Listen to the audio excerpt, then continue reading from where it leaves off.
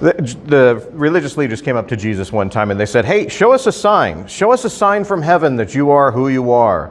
And he got a little testy with them. He said, you can look at the sky at night and know if it's going to be a nice evening. You can look at the sky in the morning and know if it's going to be a stormy day. But you have no idea about the sign of the times.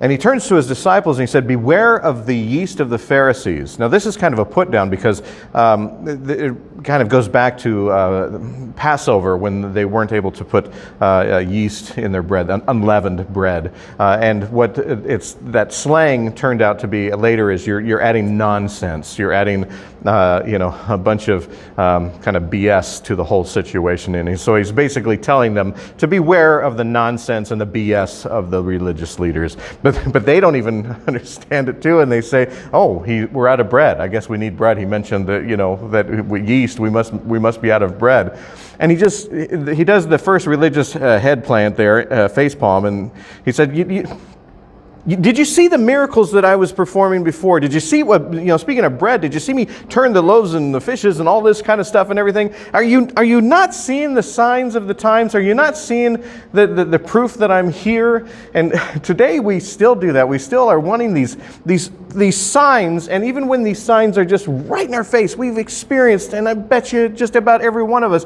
has experienced a true sign of Jesus Christ, a miracle per se, and we don't see it, or else we see something that we think is Christ, but then the day goes on and we start to get polluted by the yeast of our world again. We start to get polluted by all the nonsense and the BS of the things that are going on in our world, and it distracts us from the fact that Christ is with us right here.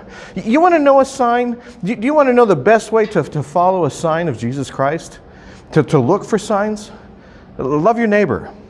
Love your neighbor. Love people around you, and surround yourself with people that love you. The signs aren't just the miracle things of the fishes and the loaves. It's not even you can see signs all around us in the nature and skies and all that kind of stuff. But one of the biggest signs that we have of the love of God is each other. The more that we can love each other, the more that we can share compassion and understanding and supply people with respect and dignity. That's the signs of Jesus. That's the true signs. The feeding of the thousands with bread and fish was not about the bread of fish. It was about Jesus loving people. Do the same, and you'll find Jesus too.